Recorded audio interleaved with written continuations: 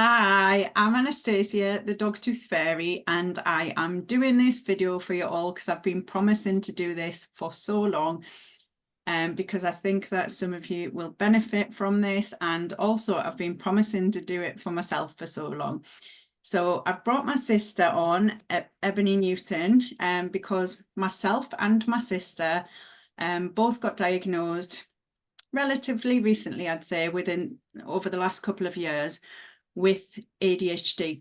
So we've come on to talk about our own experiences of being sisters with ADHD and being women in business. So welcome my beautiful sister, Ebony Newton. So Ebony, do you want to say hi and let the viewers know a little bit about yourself? I am Ebony and I have a small business called Dotty Black, which, I'm sort of blending into the wall right now with Dot. But Dotty Black is an online gift shop. And I sell lots of cards, prints and gifts, all with an empowering kind of message behind it. And it's all about uplifting and empowering you to be authentically yourself, pretty much. Thank you. That was a lovely introduction. So obviously I've just touched upon the fact that we've both been diagnosed with ADHD in recent years. Mine was more recent than yours. Yours was like a couple of years ago now, is that right? Oh, yeah. Yeah.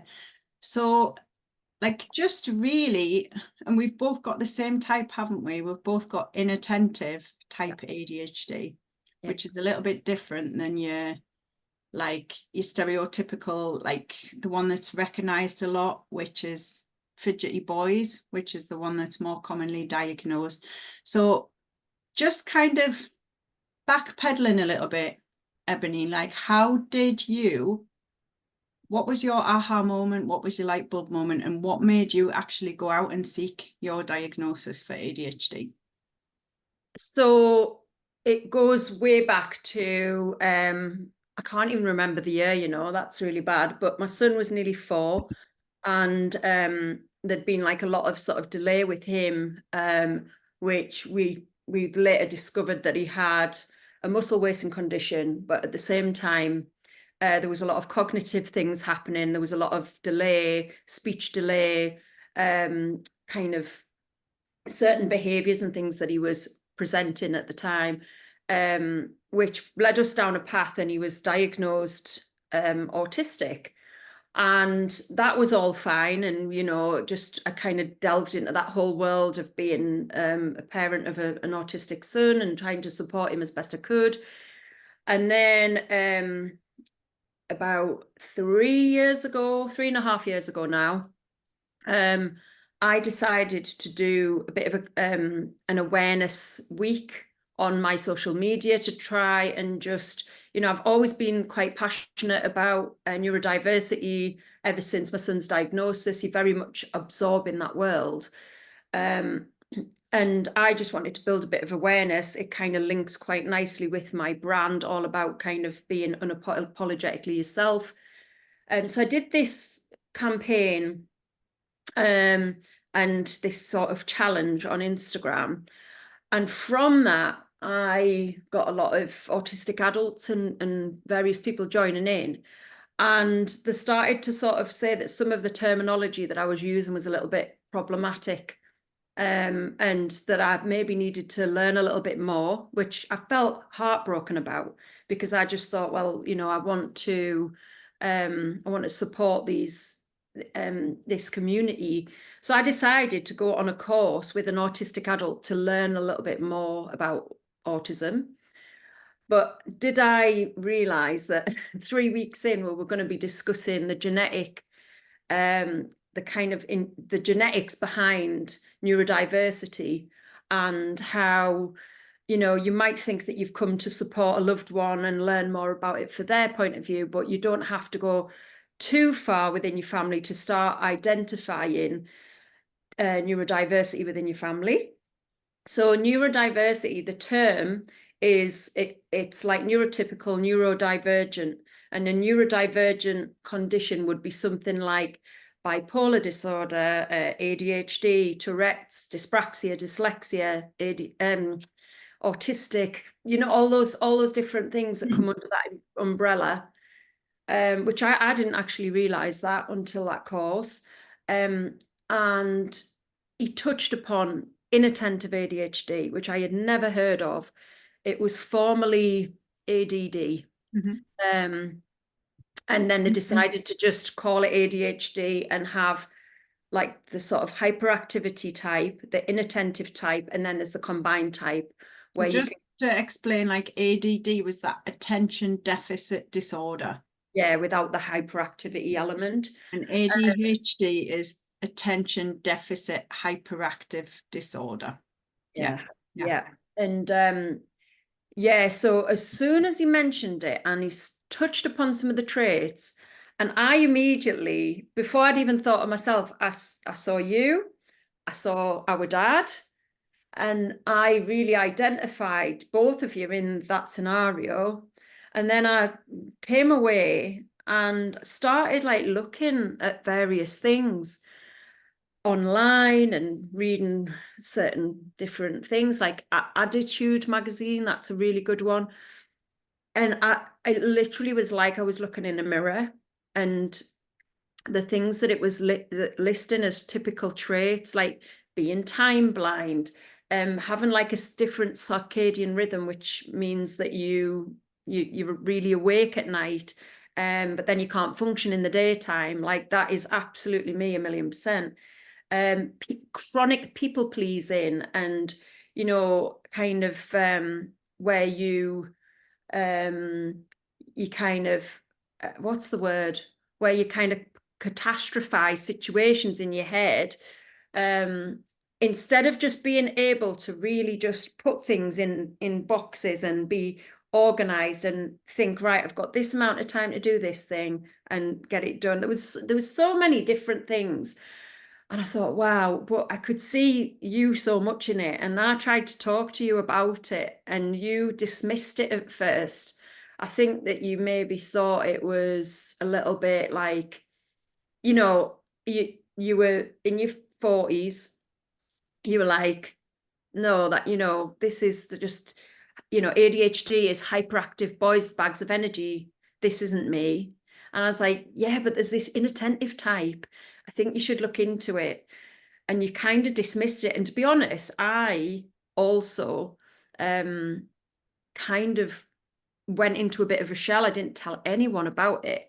And I sat on it for a long, long time, because I do believe that there is this sort of these narratives and stigmas around these conditions that you can't identify with.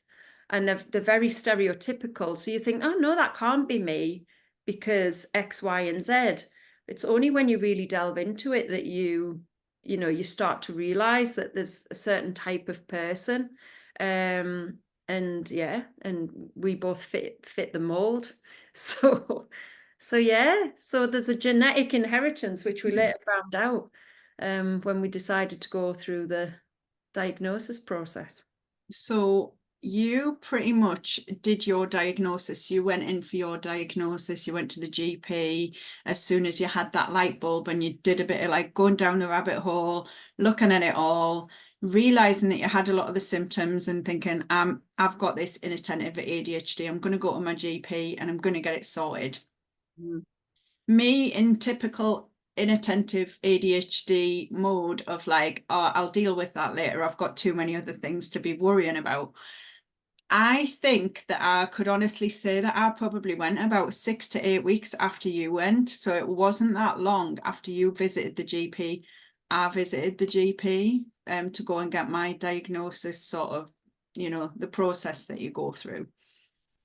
Now, you were a lot luckier than me, because I think you just got in there before the explosion of everybody, like, you know, there's been this real surge of awareness of ADHD, and the NHS is pretty saturated. It's at saturation point with everyone seeking diagnosis, which is brilliant because there is more of an awareness and people are realizing that they have got this condition. but because I'd kind of been that little bit slower of getting my diagnosis, of going to the GP, mine took a lot longer to come around than yours, didn't it? So I think, how long did your diagnosis take for you? So I went to see the GP in the October, and by the February, I was sent a letter to say that because the service was, you know, there was a huge waiting list and it's overwhelmed, they were going to move me via a process called right to choose, which usually is for the patient to, like, as a patient, you have the right to choose who does your diagnosis, who you have as your, who does your assessment. But the actual NHS fast tracked me on that without any of, you know, without me saying anything. So they pushed me via right to choose, and I was then approached by it was Psychiatry UK, which is a private assessor, and they got in touch with us and said that we have received a referral, and it was all done and dusted by the end of May. So I think that was about 7 months in total. Gosh. So yeah, it was really fast compared to the waiting lists and things that people have now. And it breaks my heart because some people who do, especially people who want to be medicated, who want to try medication route, and they're on these ridiculous waiting lists, and you can't access medication until you have an official diagnosis. It's just, it's sad. It's really sad. Yeah. Whereas you had the problem of being that little bit later, and you were getting letters sort of saying, you're still on the list, don't worry, you're still on our waiting list. So with me, that going to the GP 6 weeks later, I had a completely different experience to you. So I got my, I think I went in like late November of the 2021. Is that right? 2021, or was it 2020? Yeah. Yeah. So I went like late November, I think it was, and I got a letter in the January saying, thank you, we've received your thing from the GP. You're now on this waiting list and you'll get like a diagnosis within 12 months. So in my head, I'd kind of like made this, right, it's 12 months, this is how it's going, and I'm prepared to wait 12 months. Then the 12 months came and gone and passed. And then it got to like the March, and I was thinking, it's been like 15 months now, I'm going to get back in touch with them. And I went, oh, right, well, it's 5 years now. And I was like, what? And they were like, yeah. I said, but it says 12 months on this letter. And we're like, oh, well, that doesn't matter anymore. So they decided that they'd got so saturated that whatever they'd put on that letter for me in black and white was like null and void and irrelevant. But because every time I tried to, you were telling me about this right to choose thing that you can do on the NHS to speed things up. And I was really interested in going down that route. But when I looked online and I looked at all the paperwork and things, I couldn't understand it. And this is a whole thing with me and my inattentive ADHD. If something triggers my stress and I can't understand it, I just go into full-on meltdown mode. And because I'm so busy in my business, I'm busy with my little toddler, all these different plates to spin. I'm like, I'll just deal with that later. So I don't think it was until possibly the summer of 2023. So this was going like a whole year and a half from when I'd first went to my GP, and I thought, oh, enough's enough. I was struggling so much with my mental health, and I thought, I just need this diagnosis. And for me, the validation was really, really important, because some people, I think a lot of ADHDers are like empaths, you know, you feel emotions and you listen to criticism, and you are constantly seeking the validation of other people. So for me, it's those negative naysayers that say like, oh, ADHD isn't real, it's made up, you know, and even some like family members that don't believe that these struggles that you have day in, day out, the battle that you go through just to function and get out the front door, they see it as a personality flaw. So it's, you're just being lazy, you're just being dramatic, you're just being unreliable, all of these things. And it hurts. And it hurts when people that are really, really close to you don't believe that this condition that you have, this ADHD, is a real thing, and that it's just you making excuses for yourself. So for me, the actual diagnosis was really, really important for me. Even if I chose not to go down the meds route, it was really, really important. So I went through right to choose eventually, and I finally got my diagnosis December of 2023. And just as I thought, I had exactly the same type of ADHD as you, which was the inattentive ADHD, which I knew I had all along. But for me, the diagnosis was so important to get. Yeah, I agree. I think, like, you know, even there's been like doctors that dismiss people and sort of say, well, why do you know, why is getting a diagnosis important now if you've got to this point in your life? And I just think that is so, it's really detrimental. And like, I know the personal validation that I've felt, and I feel as though I've stepped into who I truly am more than I ever have done since my diagnosis. And it's because I realized that even I have masked so well that I've tricked myself into thinking that I'm a certain type of person, that I'm like this person who can work in these hours and I can do it this way.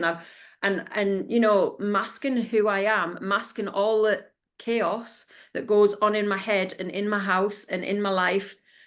I would never tell a client that I was working till 2 a.m. on their project, because we're very deadline driven, and you need a deadline to cause the urgency, and you get this like dopamine rush right at the end where you hyper focus and get it done. I mean, not everyone that has ADHD is like that, but I certainly am.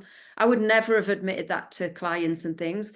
So suddenly, with that validation, I thought, right, what is it that I could tell clients or people that I work with in the future? And being honest and saying, I need a definite deadline.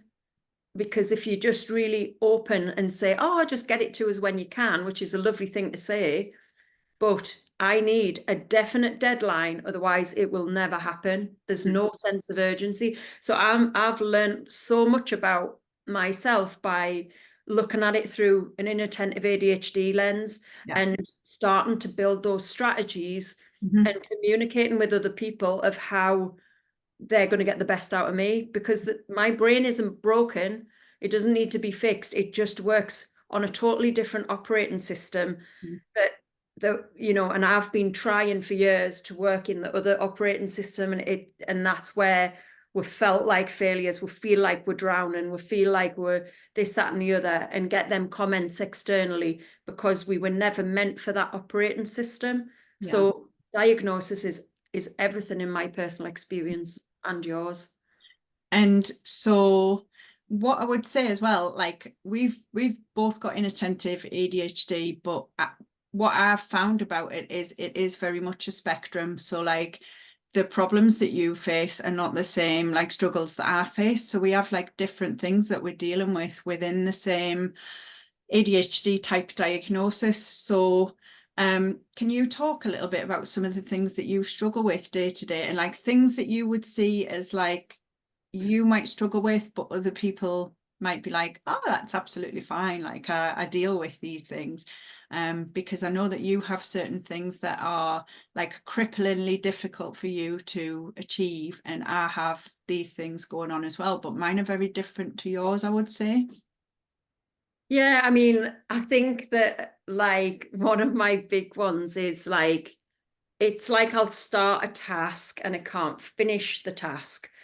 But you can apply that to the way that I work. Like I could tell all of my followers, like, oh, I'm going to run a 20% sale next week. And then I just don't manage to get all the graphics and all of the social media things ready and the discount code. And then it's just like tumbleweed. Everyone's like, where's this discount code? And I just haven't done it. So that's like not completing a task. But then if you came into my house, there's like I can go in the kitchen, start emptying the dishwasher, then I realise that, I don't know, there's something in the fridge that needs to be thrown out. And so I'd stop doing that and I start doing that. And then I'm like, oh, actually, like, I've just realised we don't have this in the house. I better go to Sainsbury's to go and get it, go to the shop, come back, and then I put it down. And then I'm like, oh God, like that washing, like, has been in the wash basket, like in the washing machine for a day now. I better take it out, otherwise it's going to start stinking and I'll have to wash it again. So then I take it out and put it in a basket, but then I'm like, oh, I better get back to them other tasks that I was doing. I'll deal with that later. Then that basket will be on the floor for 2 days. The clothes will be dry and smelly and I'll have to rewash them again.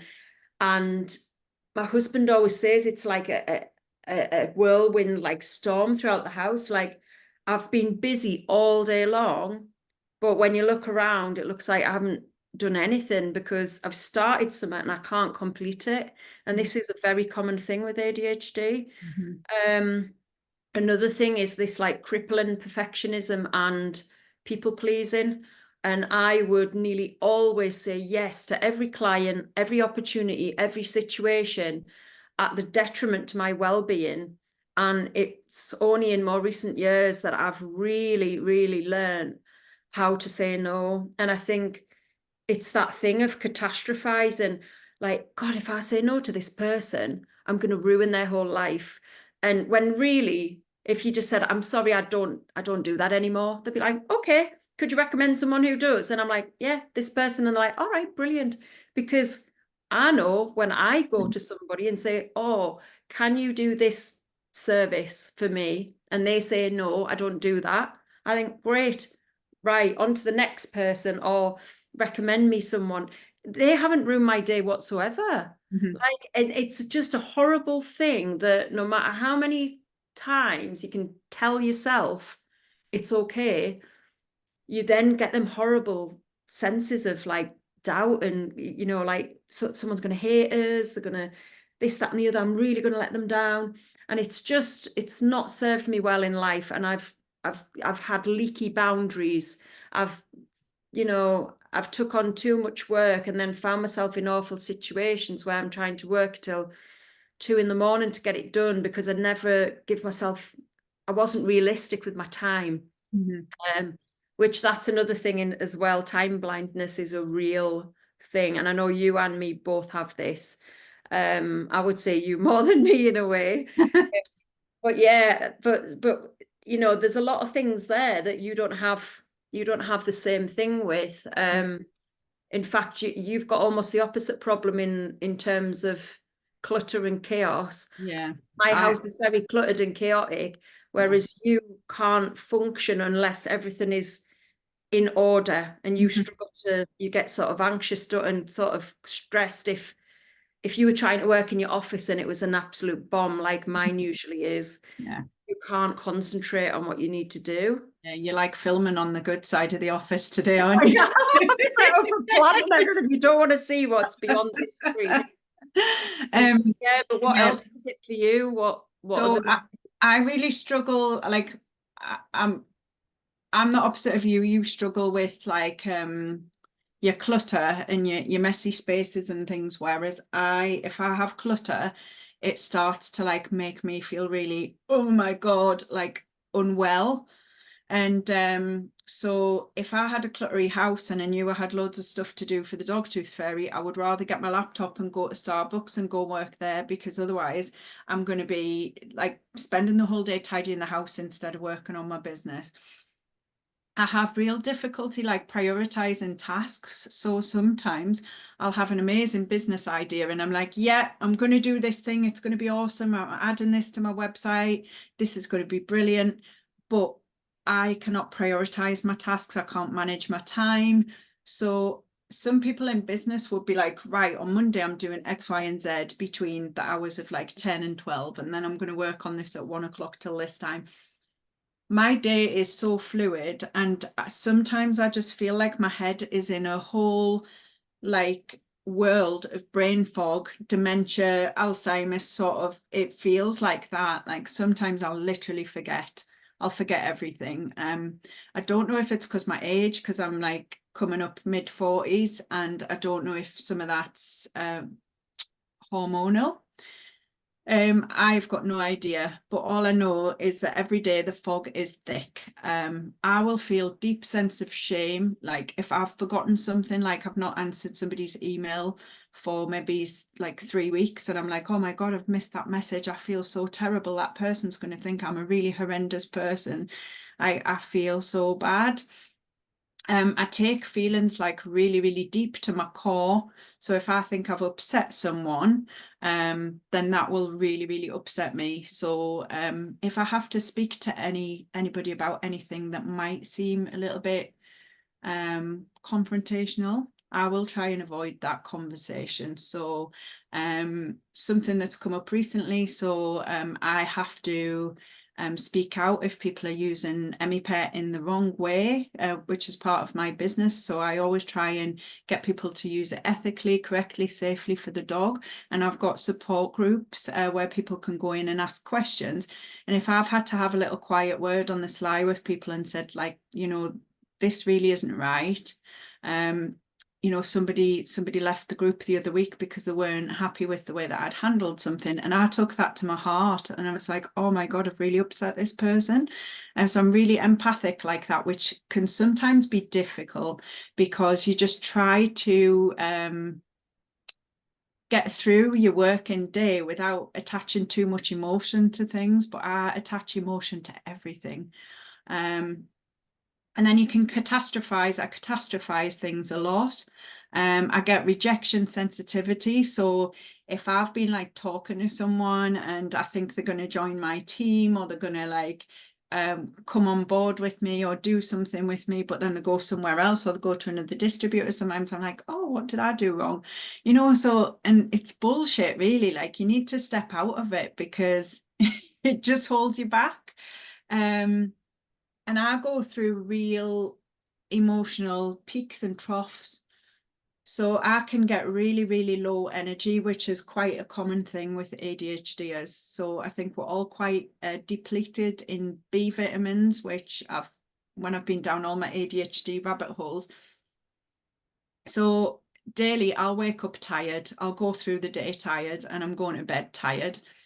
So sometimes it is just a struggle. So the fatigue and the emotional highs and lows of ADHD, sometimes I'll be feeling great and I'm on top of the world. But when it comes to my time of the month, I am horrendous. I don't want to work. I don't want to speak to people. I don't want to message people. I just go like almost into myself. So I think it's me being mindful of those cycles and trying to like work around it so that I'm not doing as much work in those times, because sometimes I'm good for nothing and my head's just mush. Definitely. So we both, after our diagnosis, we both kind of decided that meds weren't for us. And I don't know if that's something to do with who we are as people, or maybe something to do with our outlook on life or our upbringing or whatever it is. I don't know, because meds are brilliant and they do work incredibly well for a lot of ADHDers, and some ADHD people will go through some really, really dark thoughts where you know, a lot of ADHDers get misdiagnosed with like depression and anxiety because they become suicidal because of their ADHD and not understanding that it is ADHD that they've got, which is why I think it's so important for people to get diagnosis and get medicated that need it. But me and you decided in our own little way, we didn't influence each other in any way on this, but we both decided that meds weren't for us. I was a little bit more like, I'm going to try the meds than you, because I remember when I got my diagnosis, the meds were on offer, and I thought, do you know what, I might give them a try just to see what's what. And I think I did try Concerta, tried it for a day, and I know that you meant to give it like more of a chance to bed in, but that one day was absolutely horrific. And I just thought, what am I doing here? Like, I'm quite a holistic person. Why am I doing this to myself? So that was it for me. I was like, nope, I'm not. But that's not to say that they won't work for other people, because I know that they can be really, really good. But what made you decide that you didn't want to go down the meds road? for your ADHD? Well, I even knew from the start, like I was reserved about seeking a diagnosis because I thought that if you got a diagnosis for ADHD that you had to be medicated. I thought that that was just kind of how it worked. So I think a lot of my resistance to speaking to the doctor in the first place was to do with the fact that I thought that you'd have to have meds. And again, I think I've been on my own healing journey in the last couple of years for long COVID, which is a totally different subject. But I healed myself through nutrition and some herbal supplements. And it was literally the only thing that worked. And I have more of a whole food diet now. And when I came to have my my assessment, the psychologist, is that the right word? Psychologist? Yeah, I think so. I wanted to say psychiatrist, but then Yeah, I was like, I think they're slightly different, aren't they?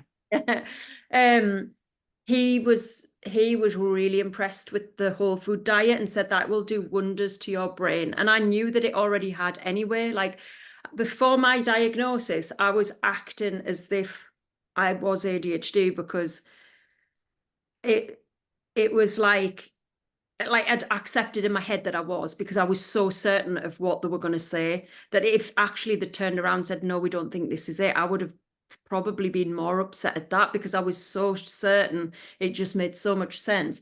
So I was almost like putting strategies in place anyway. And the nutrition, just by accident, from using it as a tool to heal my long COVID, actually it started to really calm my brain down at night time, because I'd stopped drinking caffeine as well as part of the healing thing.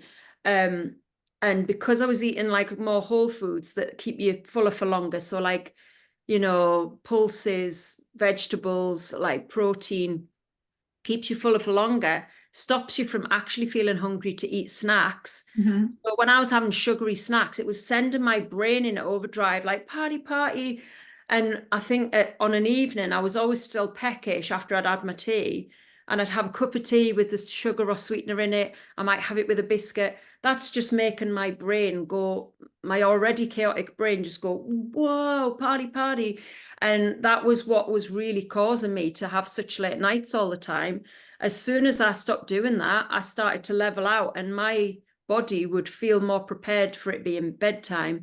And whilst I still do live with this problem of going to bed late, I'm far better at getting to bed for more like 11ish now. And I do sleep till like 7 in the morning. So I'm getting enough sleep. There's the odd time when I'm under pressure and I sort of will go to bed maybe at 2 o'clock, but I feel awful the next day because I'm so used to having better sleep now. But yeah, I think that I just, because of that experience with the long COVID, I just thought, you know what, I'm quite willing to look at more strategy route. And when you say strategy route, it really is just finding the things that work for you, because not one strategy is going to work for everybody. Like it's so personalized.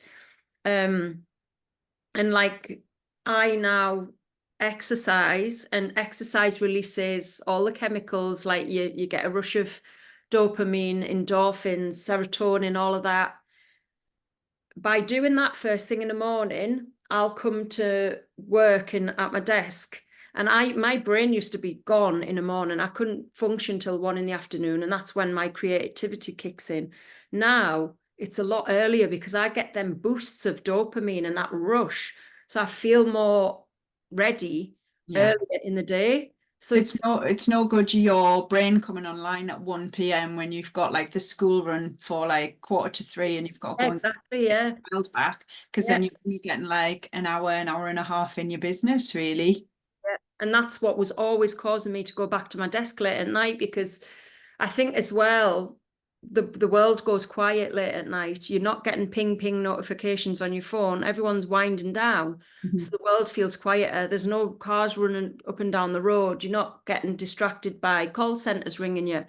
And I love that quiet time for me to work on my business. But when you have little ones, it's, you literally like you choosing sleep or getting a bit more ahead on your business, and it's really hard to manage. But just having that understanding that if I can get some exercise in and some good food in us, I'm going to feel far more balanced and less erratic. And I'm going to be far more ready to work at the time that is better in the school run frame kind of thing. So yeah, that was kind of my decision. And I've never had the desire. I just know that those things are working, and I've still got a lot of things to kind of put in place, but I think everything just takes time. You've got to almost trial something out for a while to see if it's going to work for you or not. And I think like I'm kind of on my biohacking journey where I'm more into the supplements and the what am I lacking nutritionally? How do I balance myself out to balance my brain out?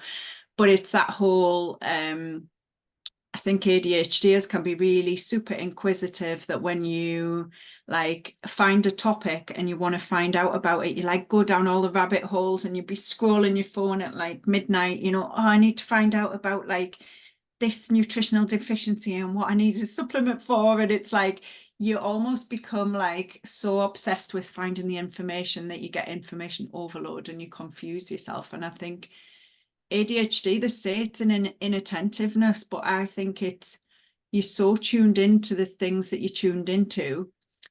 All of the information comes to you all of the time and you can't switch that information off. So it's almost like information overload rather than being able to deal with one thing at a time.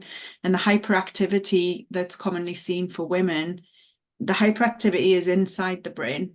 So people don't often know what the hell's going on. So somebody's talking to you, telling you their name, and you've got loads of squirrels inside your brain having a rave, talking about like, oh, what am I going to make for tea tonight? What about this? What about that? Blah, blah, blah, blah. And like my voice never turns off. It never turns off. It's never not there. It's always there.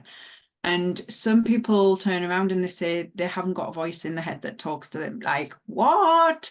Yeah. That just blows my mind because my voice is always there, like, so somebody could tell me the name and I'll instantly forget it because in my head I'm like, don't forget the name, don't forget the name, don't forget the name, don't forget the name. And it's like, oh, like I had a new neighbor that moved in next door a few months ago and he told me his name and I was like, oh shit, I've forgotten his name already. So I had to wait until like the delivery driver brought some post for him and like went, oh, your neighbor's not in, will you take this? And I was like, oh my God. And I was like, yes, he's called James. Then 3 months later, me and my daughter's been calling him James for 3 months. And then another parcel comes, bing bong, your neighbour's not in. And I look and it says Andrew James. And I'm like, oh my God, he's called Andrew. And I've been calling him James for 3 months. But then I was talking to some neighbours the other day about my next door neighbour and they went, oh no, he is called James and he does like to be called James. I was like, oh my God, thank God for that. Because, you know what it's like. Anyway, we've talked about struggles, we've talked about meds. Let's talk about the positives of ADHD. So, what would you say are your superpowers? Creativity is a huge superpower, and I think that you will find a lot of ADHDers, they have some form of creative life, like it's maybe their career or maybe the way that they articulate their lifestyle, or there's something about them that's creative. Like it might be, that they're writers or there's something about them that's just really unique. And so I think like creativity is a big one for me, and I certainly wouldn't have chased the career that I did had I have not had this brain, because at school I struggled to retain information and regurgitate it onto paper. I remember so much like glancing over at my friends thinking, I remember the teacher sort of saying like, oh, blah, blah, blah, blah, blah, blah, blah, blah. And I'd listen to the first sentence and I'd be so fixated on what they'd said that everything else was a bit of a blur. And my GCSEs are very reflective of that. I got A's in art and graphics, and then all the others were kind of middle of the road to very average grades. So yeah, I would say creativity is a massive one. And I would just say like I'm actually like quite a good friend. And I think that's because my brain, for some reason, I really pick up on like the small details, and like I can remember things about friends that, like, a friend will say, "Oh God, like I can't believe you remembered to ask me about that." And it's just, I think that we have like this different way of seeing patterns. Like we're very switched off to the stuff that just doesn't give us a rush of dopamine, like spreadsheets and like mortgage rates and things that's happening in the world. Like I'm really switched off to Pensions. that. Yeah. Pensions and wills and yeah. Yeah, because they're just so, there's no dopamine reward there. There's nothing. They're so mind-numbingly boring. But something like what a friend's going through or whatever, I really absorb all the information and I'm better in that sort of situation. So I think that's quite a superpower of just, I don't know, I mean, I can't speak personally, but I just know that sometimes I think, yeah, I'm an all right friend actually. And just like having this sort of zest for life, I suppose. Like I'm into things like sea dipping and like, going climbing in the lakes and things like that. And I think naturally you find like ADHDs kind of have this, like their life can be quite like, well, I find it very exciting anyway, but like just you're more of a risk taker, I think. Like you're more willing to do the things that other people just would avoid. And I think that's why like you and me are both self-employed, because we don't have that same fear. I think somebody who literally sat and did all the maths and worked out how much they would have to earn in their business in order for it to be profitable, and they would have all of that forecasted before they even made that decision to dive in. We just sort of, it's like we're winging it through life, but actually there's that risk-taking element. I kind of think that can be a superpower because yes, it can have the opposite effect where you can end up in hot water, but I just think you push the needle forward by just having that belief in that kind of, it's like an all or nothing kind of mentality. I would So agree with that because I've left two jobs or two workplaces that was like seen as my career at the time, and I've just been like flick of a switch, done with that, jump into the next thing. And it's that real sort of risk of, I left a full-time teaching job to set up a grooming business, and just like that, like one minute I decided I was sick of my teaching job after 12 years. I was like, I'm going into grooming, and it was like set up my own grooming business. And the same with, the way the dog tooth fairy was born. I was using Emmi-pet in my salon, became a mom. I was like, this doesn't work for me anymore, being a mom and having a salon and having a child and grooming dogs. And I was like, salon's gone. I'm the tooth fairy full time. And it's like that thing of taking risks. Like I'll let my salon go, which I'd built up for like the last 7 years. I had a solid client base. It was a beautiful salon, a great location, everything. But I'm just that person that like when something's not serving me anymore, I'm on to the next part of my life. And sometimes loved ones, people around you try and tell you otherwise. But in my experience, whenever I've took those risks is when it's led to those the gold. It's where the gold's at when you do that. So yeah, I would definitely say that is a superpower. And I would say a lot of ADHDers are really entrepreneurial. A lot of ADHDers are self-employed. And you were saying about the creatives, I would also say a lot of people in animal industries are neurodivergent because you maybe just don't like being around people's bullshit a lot of the time. So you're like, sod this, I'm sick of this, I'm going to work with animals. And you're maybe always gravitated towards animals because animals aren't judgmental, they don't give you bullshit. I mean, you've always loved animals from being like little. You've really always cared for animals. Like I remember when a bird had flew into Boots in Carlisle, and you went like running after it. You asked what a lady in the makeup counter for a box, and like because you were worried about its beak because it had hit the window, and it was all a bit like and you got it in a box and took it to the vets, and like just stuff like that. Like it's but that's unusual for you because you're not like you're not the same as me when it comes to animals, but I would say like most of my followers and most of my watchers would be that crazy pigeon lady, like going around Boots with a cardboard box. Because like most of uh, my groomers and things that follow me, they'd probably do the same. So it is that mentality, and I think you've got that in entrepreneurial spirit and that risk taking as well, which is really good thing to have. Some people would say crazy, but I think it's definitely a superpower. What else do we need to talk about? Because me and you is we both went self-employed, didn't we, at a similar time? And we've both come from real like sort of corporate industries before that. And now I think this journey that we've been on, if you were to put us back in corporate now, we would absolutely hate it. And I don't think we would survive. Whereas before we went self-employed, I did 12 years of work in corporate as a lecturer in a college, and you did how many years at Hallmark greeting cards? It was like, well, on and off for like 10 years, but I did leave and go somewhere else for a little while and then went back.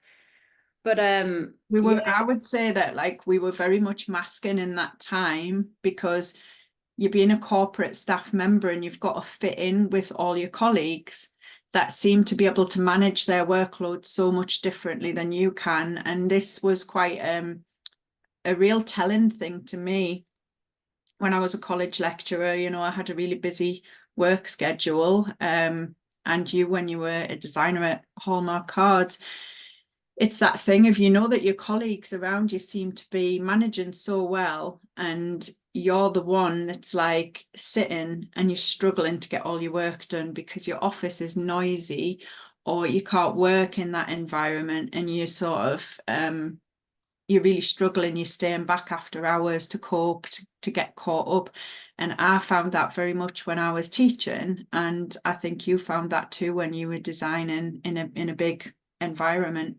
yeah, like I used to go in an hour earlier and stay an hour later, and my husband would go mad. He'd be like, "You're giving an extra 10 hours a week to them," and I was like, "They're not asking me to do that. I'm just doing it off my own back." Because again, people pleasing and just wanting. I was always striving to get to the next level and stuff like that. So I just thought like, yeah, I need to actually get my stuff done. And really, it makes sense now. I understand that whole thing of like when there's no notifications or you're not getting distracted by anyone or anything, you can focus. And so, first thing in the morning and last thing at night, when everyone wasn't there, I could get the thing done what I needed and the noise had gone.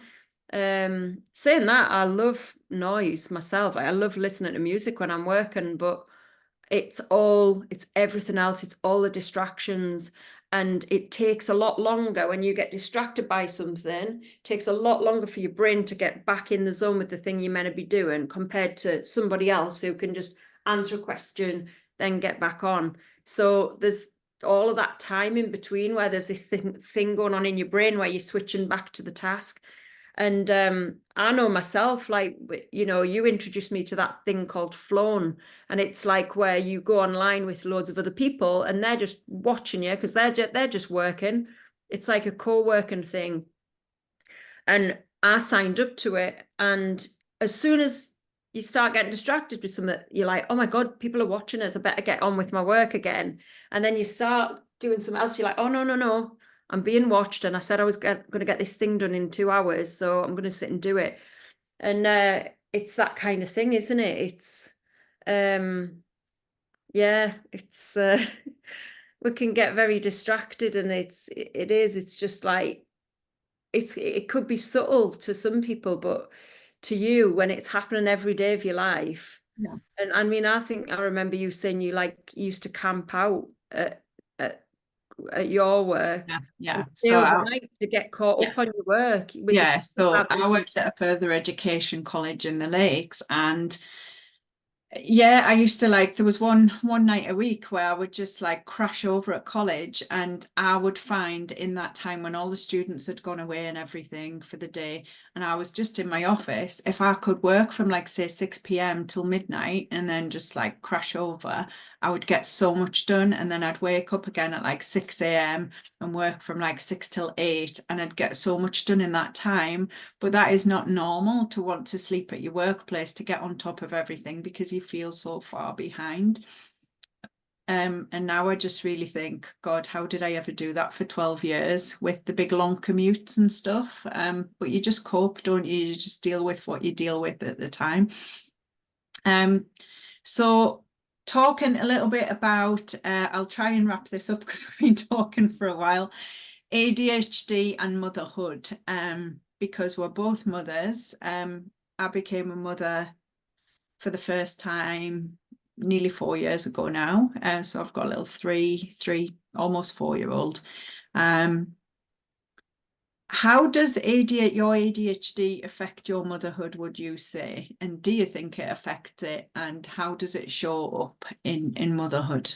It definitely affects it because my chaos and my lack of preparation literally has us as a family in that chaos state. I bring my children with us. So like on an evening, I nearly always forget to sit and read with my son. And then the next morning when I'm putting his diary in my bag, I'm thinking, oh God, he hasn't read tonight. He didn't read last night.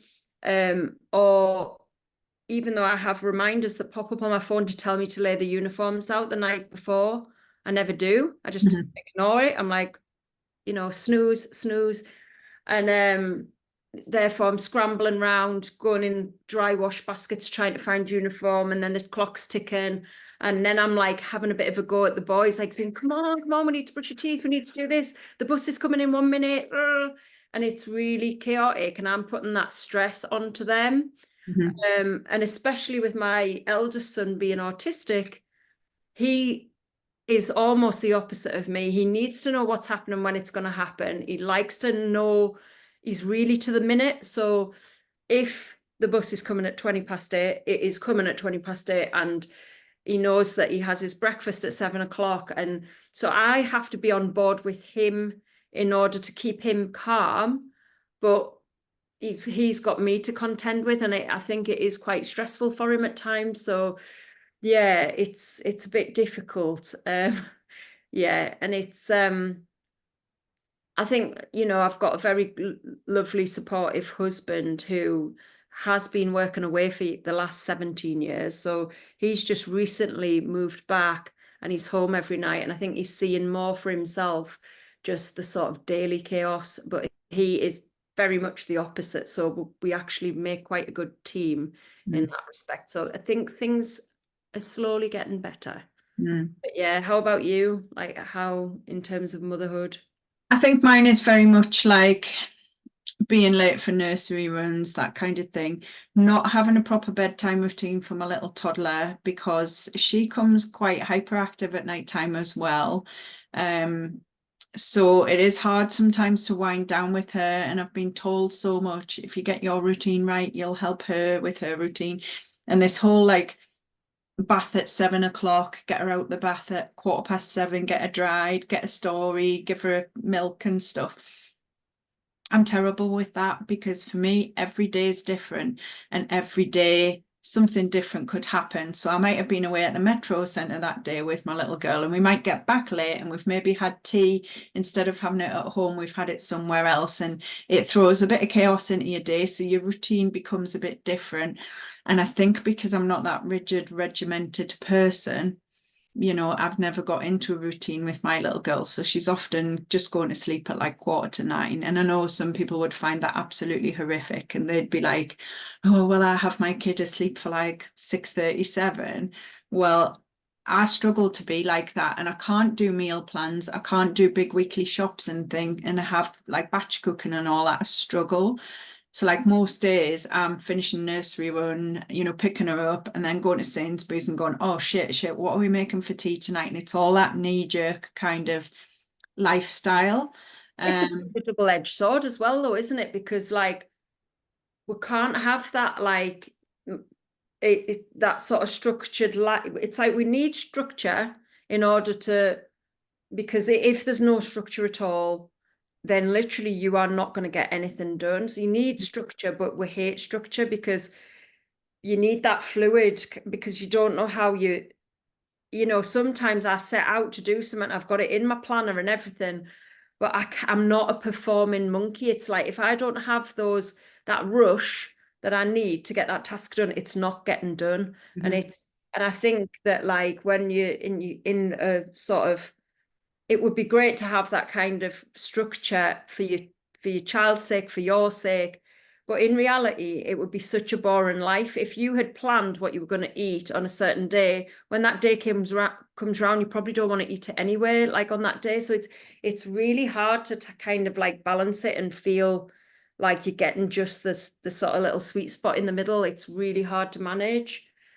And what would you say you've come to realize about the ADHD and like the way that you support yourself, like support strategies or things that you do to help heal yourself, to make those moments that do feel like a struggle, to help balance your emotions and your mind and things? So I think like when I've got to overcome something that's really like, I don't want to do it, I'll attach something to it. So like if I have to do some sort of awful paperwork, I'd rather go to a nice, pretty environment where I'm going to get like, you know, just sitting in a nice cafe that's got like just a vibe about it. I'm going to feel really good being in that environment. So it's going to help to do the boring work. Things like that. And then just like making sure my life is full of kind of natural highs, things that's going to keep me feeling energized and topped up and excited, because then it just means tackling the other things in life. Just it seems like a good trade-off. Like if I get this boring thing done that I don't really want to do, I get to do this amazing thing that I absolutely love. So like making sure my life's full of like natural highs and things like that. Yeah, and just throwing the rule book away, like everything that you've ever learned and everything that everybody else does, just throw it away and just find your rhythm, whatever that is. And I'm still, you know, that's still very much work in progress, because I'm sure that if I had my own way, I would work through the night and I would sleep through the day.